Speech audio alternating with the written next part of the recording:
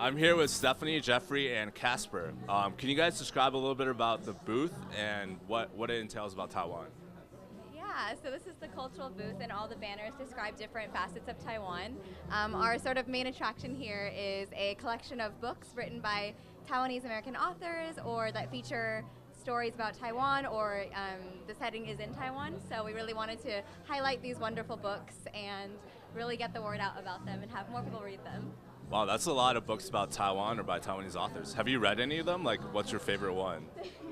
Or which one would you pick up? Yeah, there's a couple. So I've actually started reading Want by Cindy Pon because of this. Okay. It's a really interesting sci-fi sort of situation.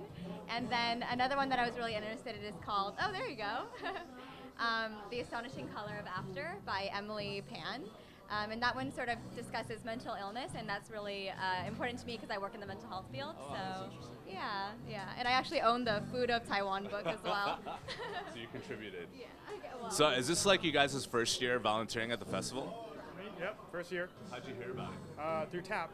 Oh, Tap. Okay. TAP SF, yeah. Okay, cool. What about you? Yeah, it's my first year volunteering. I just knew a couple of people, so they kind of dragged me into this. Okay. What do you think so far? A lot of fun. The day has only started, though.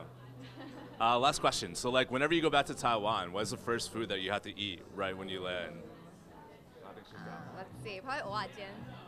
That's like number 3.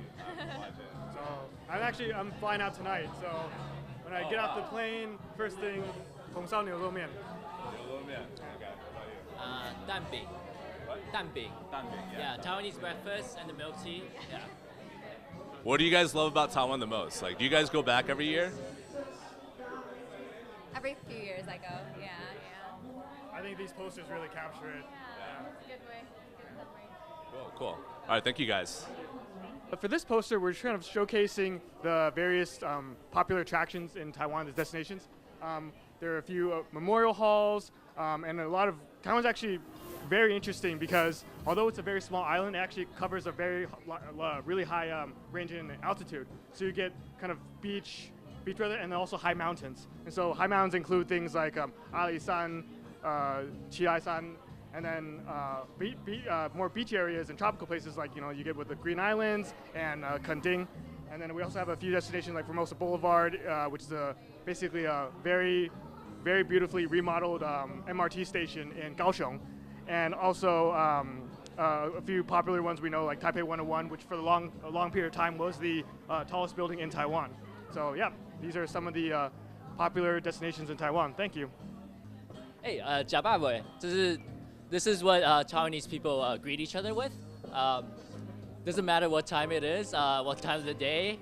Doesn't even have to be during mealtime. Because why? Taiwanese people love food, and they always care about whether you've eaten or not. So here we have some Taiwanese food options. The most iconic is probably bubble tea, which everyone already knows. The food style in Taiwan is food is very cheap, and there's an abundance of food, and on the street you can just see it everywhere. And some other popular Taiwanese food includes the popcorn chicken, stinky tofu, and the oyster omelet. So food in Taiwan is awesome. It's usually like the #1 thing people go to Taiwan to check out, and you should definitely check it out too. Jinglong, he actually saw this poster and he was very knowledgeable about the Taiwan Aboriginal tribes. He can speak in Chinese for us. 大家好，大家好。这个就是在目前那个台湾的原住民族目前总共有16族。那第15族跟第16族大概是在这个位置，那是这几年证明的。然后最近有第17族，也就是那个在台南这边的一个平埔族要成立。所以我觉得台湾的原住民族是一个相当珍贵的一个宝藏。因为台湾的原住民是这个整个南岛语民族的祖先的发源地。所以其实台湾它是连接了这个大陆的文化跟海洋的文化的一个交界地。所以与其说台湾是Asian， 那也可以说台湾其实是 Pacific Island 的其中之一，因为它在文化上面，它跟这个夏威夷群岛，还有跟这个下面的这个一直到纽西兰，他们的原住民都是有相连结的。